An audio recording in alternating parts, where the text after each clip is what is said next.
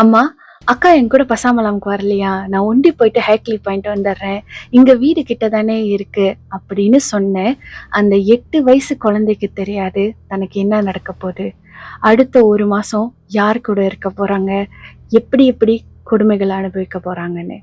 அது மட்டும் இல்லாம வீட்ல இருந்து ஒரு 100 மீட்டர் கூட இல்லையே பசமலாம்.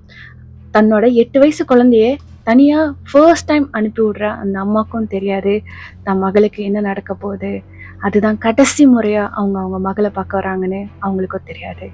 ஹாய் அனைவருக்கும் வணக்கம். Hope you guys doing good. நான் திவ்யா குமார். நம்மளோட டைம் டிராவல் சீரீஸ்ல ஒவ்வொரு இயர் டிராவல் பண்ணி அந்த இயர்ல நடந்த கிரைம் ஸ்டோரியா இருக்கட்டும், மோட்டிவேஷனல் ஸ்டோரி, பேய் கதைகள், மறுஜென்மம், இந்த மாதிரி நிறைய கதைகளை ஒவ்வொரு எபிசோடா பார்த்துக்கிட்டு வந்துட்டு இருக்கோம். ஸோ இன்னைக்கு எபிசோட்க்கு நம்ம 2007க்கு டிராவல் பண்ண போறோம். இந்த கிரைம் ஸ்டோரி மலேசியாவோட ஒன் ஆஃப் த ட்ராஜிக்கான கிரைம் ஸ்டோரின்னு சொல்லலாம். இன்னைக்கு கூட அந்த கிரைம் ஸ்டோரியை பற்றி நினச்சி பார்க்கும்போது, அந்த கதையை பற்றி நினச்சி பார்க்கும்போது பதறுது. ஆமாம், மலேசியாவோட மோஸ்ட் ட்ராஜிக்கான நூரின் கதையை பற்றி தான் பார்க்க போகிறோம். இன்னைக்கு வரைக்கும் யாரு தான் நூரினை கொலை பண்ணதுன்னு யாருக்கும் தெரியல. ஜஸ்மின்க்கும் நூரிசானுக்கும் பிறந்த குழந்தை தான் நூரின். இவங்க 2வது குழந்தை. மொத்தம் இவங்களுக்கு 3 குழந்தைகள். இதில் 2வது பிள்ளை தான் நூரின். 2007ல் இந்த இன்சிடென்ட் நடக்கும்போது அவங்களுக்கு 8 வயசு. அவங்க ஸ்டாண்டர்ட் 2 படிச்சுட்டு இருக்காங்க. ஸோ இவங்க ஃபேமிலியோட வங்சா மாஜூ செக்ஷன் 1ல் வாழ்ந்து வந்துக்கிட்டு இருந்தாங்க. முன்னெல்லாம் நிறைய பேர் பசாமலம், அதாவது நைட் மார்க்கெட் இருக்கு இல்லையா, ஸோ இங்கே தான் நிறையா திங்ஸ் வாங்குவாங்க கம்பேர்ட் டு மால். இப்போ நம்ம ஏதாவது ஒன்றுனா பட்டுன்னு போய் மாலில் பார்க்குறோம் இல்லையா, அந்த டைமில் மாலில் விற்கிறது எல்லாமே ரொம்ப எக்ஸ்பென்சிவாக இருக்கிற மாதிரி இருக்கும். ஸோ நிறைய பேர் ஈவன் ஒரு ஹேட்டாயாக இருக்கட்டும், எதுவாக இருந்தாலும் பசாமலம்ல வாங்குறத ப்ரிஃபர் பண்ணுவாங்க. 20ஆம் தேதி 8ஆம் மாதம் 2007. ஸோ வங்சா மாஜூல அன்னைக்கு பசார் மலம் ஓடிக்கிட்டு இருக்கு, அதாவது நைட் மார்க்கெட் இருக்கு. ஸோ நூரின் as யூஷுவல் அவங்க என்ன பண்ணுவாங்கன்னா, இந்த பசாமலம்க்கு அவங்க சிஸ்டரோட போவாங்க, அவங்க அக்காவோட போவாங்க. அன்னைக்கு அவங்க அக்கா வரலன்னு சொல்லிடுறாங்க. ஸோ நூரின் போயிட்டு அவங்க அம்மா கிட்ட சொல்றாங்க, நான் மட்டும் போய் வாங்கிட்டு வந்துடுறேன் அப்படின்னு. எப்போதும் தனியாக அனுப்ப மாட்டாங்க. பட் அன்னைக்கு என்ன நினைச்சாங்கன்னு தெரியல. அவங்க அம்மா சரி சீக்கிரம் போயிட்டு வந்துடுன்னு சொல்லி நூரினை பசாமலம்க்கு அனுப்பி விட்டாங்க. இந்த இன்சிடென்ட்லாம் நடக்கும்போது நூரினுக்கு ஜஸ்ட் 8 வயசு தான். அவங்க ஸ்டாண்டர்ட் 2 படிச்சுட்டு இருந்தாங்க. ஸ்கொலா ரெண்டா கபாங்சா அண்ட் டேசா ஸ்தாப்பால படிச்சுட்டு இருந்தாங்க. ஸோ இவங்க பிறந்தது பார்த்தீங்கன்னா 11ஆம் தேதி 9ஆம் மாதம் 1999. அன்னைக்கு டேட் பார்த்தீங்கன்னா 20ஆம் தேதி 8ஆம் மாதம் 2007. நூரின் எப்போதும் வங்சா மாஜூல இருக்கிற பசாமலம்க்கு அவங்க அக்காவோட போவாங்க. பட் அன்னைக்கு ஏதோ ஒரு சில காரணங்களால அவங்க அக்காவால் போக முடியல. ஸோ இவங்க நூரின் போயிட்டு அம்மா கிட்ட கேட்குறாங்க, நான் ஒண்டியா போயிட்டு வந்துடுறேன், வீட்டுக்கிட்ட தானே இருக்கு அப்படின்னு. ஜஸ்ட் எப்போதும் வாங்குற ஒரு கடையில் அவங்க ஹேர் டாய் வாங்க போகிறாங்க. ஸோ வாங்கிட்டு வந்துடுறேன்னு. அந்த வீட்டிலேருந்து அந்த பசாமலாம்க்கு ஒரு 100 மீட்டர் கூட இல்லை, அவ்வளோ கிட்ட தான் இருக்கு. ஸோ எப்போதுமே தனியாக மகளை அனுப்புனதில்லை. பட் அன்னைக்கு ஏதோ அவங்க அம்மா எக்ரி பண்ணுறாங்க. நூரின் கிட்ட சொல்கிறாங்க, சீக்கிரம் போயிட்டு சீக்கிரம் வந்துடுறேன்னு. ஆனால் போன நூரின் ரொம்ப நேரம் ஆயிடுச்சு, நைட் ஆயிடுச்சு, வீட்டுக்கு வரவே இல்லை. நைட்டு 8 மணிக்கு மேலே ஆகுது. நூரின்காக அவங்க அம்மா வெயிட் பண்ணிக்கிட்டே இருக்காங்க. நூரின் வீட்டுக்கு இன்னும் வரல. பதறி போயிட்டு நூரினோட அம்மா பசாமலம்க்கு அந்த நைட் மார்க்கெட்டுக்கு போகிறாங்க. அங்கே போயிட்டு எப்போதுமே யூஸ்வலாக நூரின் அந்த ஹேர் டாய் வாங்குற கடை இருக்கும் இல்லையா, அந்த ஓனர்கிட்ட கேட்குறாங்க. அவங்க நூரின் வரலன்னு சொல்கிறாங்க. அது மட்டும் இல்லாமல் அங்கே இருக்கிற எல்லா கடை ஓனர்கிட்டையும் கேட்குறாங்க. யாருமே அந்த மாதிரி பிள்ளைய பார்க்கலன்னு சொல்கிறாங்க. நூரினோட பேரண்ட்ஸ் அங்கே இருக்கிற பொதுமக்களையும் வியாபாரிகளையும் விசாரிக்கிறாங்க. ஸோ அதில் ஒரு சிலர் கொடுத்த தகவல் என்னதுன்னா, ஒரு ஒயிட் கலர் வேனில் இந்த கேர்ளை கூட்டிகிட்டு போகிறத நாங்கள் பார்த்தோம். அந்த ஆடவருக்கு ஒரு 20 வயசு இருக்கும், அந்த மாதிரி சொன்னாங்க. அரௌண்ட் 20 இயர்ஸ்க்கு இருக்கும். அவர் நூரினை வேனில் ஏற சொன்னார்.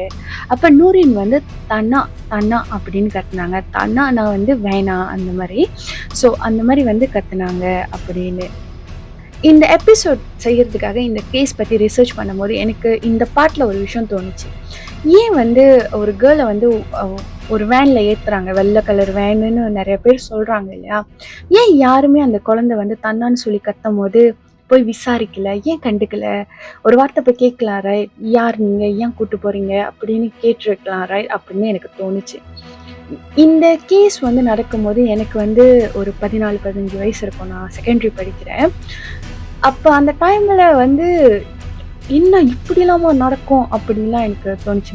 அந்த நியூஸ் பேப்பரில் எவ்ரிடே படிக்கும் போது இந்த கேஸோட அப்டேட்ஸ் மேபி அவேர்னஸ் இருந்திருக்காதோ அப்படின்னு எனக்கு தோணுச்சு. ஸோ இந்த மாதிரி ஸ்டேட்மெண்ட் வந்து நிறைய பேர் சொல்கிறத கேட்டுட்டு அவங்க அம்மாவும் அப்பாவும் போயிட்டு ரிப்போர்ட் பண்ணுறாங்க. ஸோ போலீஸும் வந்து தேட ஆரம்பிக்கிறாங்க. எந்த ஒரு க்ளூ எதுவுமே இல்லை. ஸோ நூரினை வந்து நிறைய இடத்துல தேட ஆரம்பிக்கிறாங்க. நிறைய இடத்துல போஸ்டர்ஸ் போடுறாங்க. தென் அதுக்கப்புறம் நியூஸ் பேப்பர்லலாம் வெளியாக்கிட்டு இந்த மாதிரி குழந்தை காணோம் அப்படிலாம் சொல்லி எல்லாருமே தேடுறாங்க. ரிலேட்டிவ், பேரண்ட்ஸ், அப்புறம் போலீஸ் ஒரு சைட்டில் எல்லாருமே தேடுறாங்க. பட் நூரினை கண்டுபிடிக்க முடியல. நூரின் காணா போனது 20ஆம் தேதி 8ஆம் மாதம் 2007. ப்ளஸ் மைனஸ் ஒரு மாதம் கழிச்சு 17ஆம் தேதி 9ஆம் மாதம் 2007 போலீஸ் தரப்புல இருந்து நூரினோட பேரண்ட்ஸ்க்கு ஒரு கால் வருது. பொத்தாலிஞ்சாயால ஒரு ஷாப் லாட் மின்னுக்கு, அதாவது ஒரு கடைக்கு மின்னுக்கு ஒரு ட்ராவலிங் பேக்னு சொல்லலாம், ஸ்பாட்ஸ் பேக்னு சொல்லலாம். ஸோ அந்த ஒரு பேக் இருந்திருக்கு. ஸோ அந்த ஓனர் என்ன பண்ணியிருக்காரு, வந்து செக் பண்ணியிருக்காரு. அவர் அந்த பேக்கு என்ன இருக்குன்னு தெரிஞ்சுக்கிறதுக்கு திறந்துருக்காரு. அவர் கொஞ்சம் திறந்தோடனே அவர் பார்த்தது என்னதுன்னா, ஒரு குழந்தையோட கால். குழந்தைன்னா நான் சொல்கிறது வந்து ஒரு 6 வயசுலேருந்து ஒரு 10 வயசுக்குள்ளே இருக்கிற ஒரு குழந்தையோட கால் பார்க்குறாங்க. அதை பார்த்து அவர் பயந்துட்டு அவரால் மேலும் அந்த ஜீப்பை திறந்து பார்க்க முடியாமல் அவர் என்ன பண்ணுறாரு, போலீஸ்க்கு உடனே கால் பண்ணுறாரு. போலீஸும் அந்த இடத்துக்கு வராங்க. ஸோ போலீஸ் அந்த பேக்கை ஃபுல்லாக அன்சிப் பண்ணி பார்க்குறாங்க. அங்கே ஒரு 6லேருந்து ஒரு 9-10 வயசுக்குள்ளே உட்பட்ட ஒரு பேபி கேர்ள் சட்டை எதுவுமே போடாமல் ஒரு அம்மாவோட வயிற்றில் கருவில் இருந்தால், அந்த ஊமில் இருந்தால் அந்த பேபி பொசிஷன் இருக்கும் இல்லையா, ஸோ அந்த மாதிரி ஒரு பொசிஷனில் ஒரு பேபி கேர்ள் உள்ளே இருக்காங்க. நூரினோட பேரண்ட்ஸ்க்கு இதை இன்ஃபார்ம் பண்ணுறாங்க. ஸோ நூரினோட பேரண்ட்ஸை வந்து கன்ஃபார்ம் பண்ண சொல்கிறாங்க இது அவங்களோட டாட்டரா இல்லையான்னு. ஸோ நூரினோட பேரண்ட்ஸ் வந்து பார்க்குறாங்க. அந்த கேர்ளோட உடம்புல நிறைய காயங்கள், கழுத்து நெரிக்கப்பட்டு கை காலில் அங்கே இங்கேன்னு நிறைய இடத்துல காயங்கள்.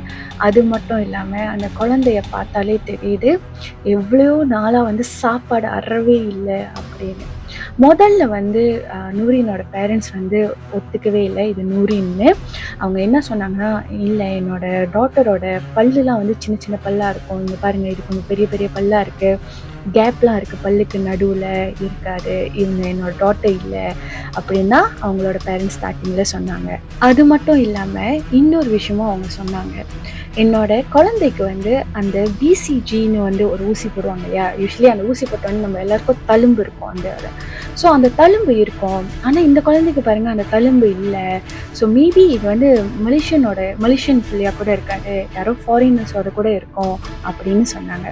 ஸோ போலீஸ் என்ன பண்ணுறாங்கன்னா டிஎன்ஏ டெஸ்ட்க்கு வந்து அனுப்புகிறாங்க. அட் த சேம் டைம் பப்ளிக்கிட்ட என்ன ரிக்வெஸ்ட் பண்ணுறாங்கன்னா, இடைப்பட்ட காலத்தில் உங்களோட பிள்ளைங்க யாராவது காணாமல் போயிருந்தா நீங்கள் வந்து எங்களை மீட் பண்ணுங்கள் அப்படின்னு ரிக்வெஸ்ட் வைக்கிறாங்க. டிஎன்ஏ டெஸ்ட்டோட ரிசல்ட் வருது. ஸோ இது நூரின் தான் அப்படின்னு டிஎன்ஏ டெஸ்ட்டில் வந்து கன்ஃபார்ம் பண்ணுறாங்க. ஸோ இந்த பல்லுலாம் டிஃப்ரெண்ட்டாக இருக்குது அப்படிலாம் சொன்னாங்க இல்லையா. ஸோ என்ன பண்ணுறாங்கன்னா, ஸ்கூலில் வந்து அந்த பல்லுலாம் செக் பண்ணுவாங்க இல்லையா, ஸோ அந்த ரிப்போர்ட்டும் இதையும் வச்சு பார்க்குறாங்க, மேட்ச் ஆகுது. நூரினோட பாடியை போஸ்ட்மார்ட்டம் அனுப்புகிறாங்க. ஸோ போஸ்ட்மார்ட்டமோட ரிப்போர்ட் வருது. ரொம்ப கொடூரமாக இருக்குது அதெல்லாம் கேட்கவே. நிறைய டார்ச்சர் பண்ணியிருக்காங்க, ரொம்ப கொடூரமாக, மனுஷனுங்களே இல்லை இவனுங்க அப்படின்னு சொல்கிற அளவுக்கு கொடூரமாக நடந்திருக்காங்க. நிறைய உடம்பு ஃபுல்லாக நிறைய காயங்கள். அதை தாண்டி அவங்களோட பெண் உறுப்பு இருக்கும் இல்லையா, குழந்தை 8 வயசு குழந்தை, பெண் உறுப்பில் வெள்ளரிக்காவும் எக் பிளான்ட், அந்த கத்திரிக்காய் அந்த இது இருக்கும்ல, ஸோ அது வந்து கண்டுபிடிக்கப்பட்டிருக்கு. அது மட்டும் இல்லாமல் அதனால் இன்ஃபெக்டட் ஆகி, பாக்டீரியா அந்த இது இன்ஃபெக்டட் ஆகி, அதனால தான் அந்த குழந்தை இறந்துட்டாங்கன்னு போஸ்ட்மார்ட்டம் ரிப்போர்ட் வெளியாகுது. என்னதான் டிஎன்ஏ டெஸ்ட்லாம் வந்து இது நூரின் தான் அப்படின்னு கன்ஃபார்ம் பண்ணி சொன்னால் கூட நூரினோட பேரண்ட்ஸால் அதை அக்செப்ட் பண்ணிக்கவே முடியல. நூரினோட ஃபாதர் திருப்பி வந்து ஒரு டிஎன்ஏ டெஸ்ட் செய்யுங்க, என்னோட மகளுக்கு வந்து இறுதி சடங்குலாம் முடிஞ்சிருச்சு, பட் இருந்தாலும் திருப்பி அவங்களோட உடலை எடுத்து டிஎன்ஏ டெஸ்ட் செய்யுங்க, லுக் வைஸ் கம்ப்ளீட்லி டிஃப்ரெண்டாக இருக்குது, இது என் மகளே இல்லைன்னு சில வருடங்கள் கழித்தும் அவங்க அப்பா அதை சொல்லியிருந்தாரு. ஸோ இந்த டிஎன்ஏ டெஸ்ட்லாம் செஞ்சு முடிக்கவே ஒரு 3 நாள் ஆயிடுச்சு.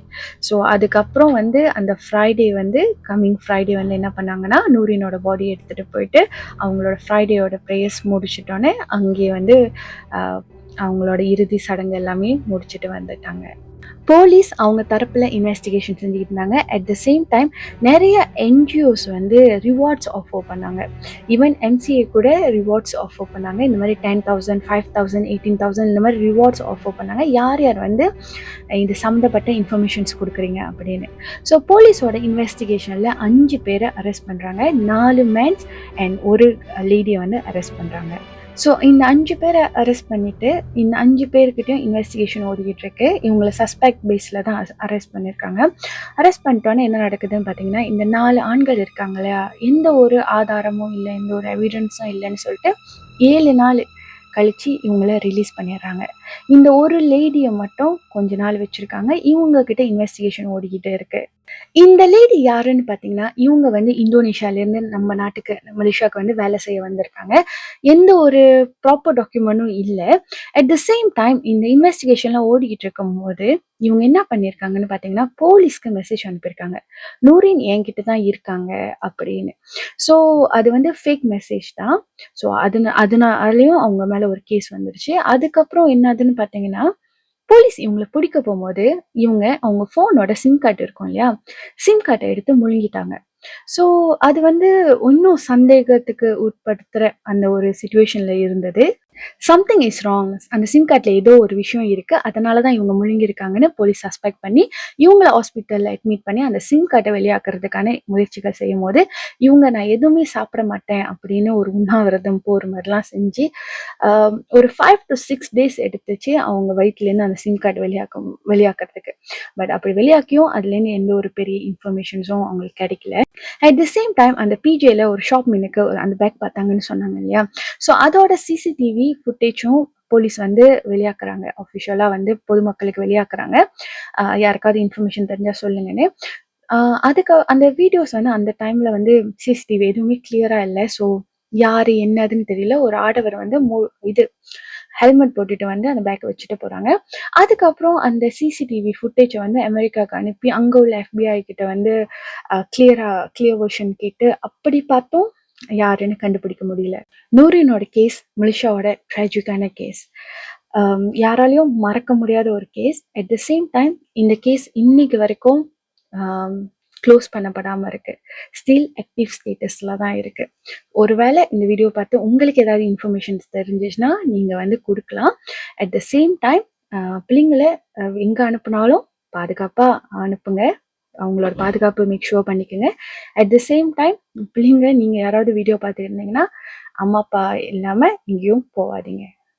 நம்மளோட அடுத்த எபிசோட்ல என்ன ஸ்டோரி பார்க்கலான்னு சொல்லிட்டு கீழே மறக்காம கமெண்ட் பண்ணுங்க. ஈவன் இந்த ஸ்டோரி கூட ஒரு சிஸ்டர் எனக்கு வந்து பர்சனலா மெசேஜ் பண்ணியிருந்தாங்க, இந்த ஸ்டோரி பத்தி பேசுங்கன்னு. ஸோ அதனால நான் பிக் பண்ணேன். ஸோ நீங்க என்ன ஸ்டோரி பேசலான்னு சொல்லிட்டு கீழே கமெண்ட் பண்ணுங்க. நான் வந்து அடுத்தடுத்த எபிசோட்க்கு உங்களுக்கு எடுத்துட்டு வரேன். நன்றி.